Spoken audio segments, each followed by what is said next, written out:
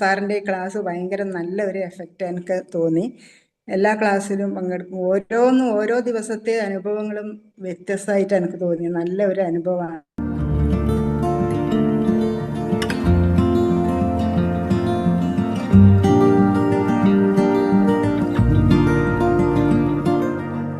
തലവേദന കുറയുന്നേ ഇല്ല. ഓരോ ദിവസം ചെല്ലുന്നതിനും നല്ല തലവേദനയായിരുന്നു. അപ്പോൾ പറഞ്ഞ് പ്രഷർ കൂടിയിട്ടാണ് 96 165 ഉണ്ടായിരുന്നു.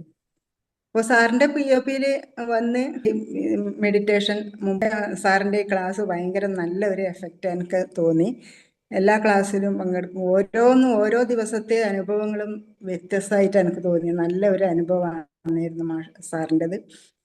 അപ്പോൾ ഇപ്പം നല്ല കുറവുണ്ട്. BP എല്ലാം നോർമലാണ്.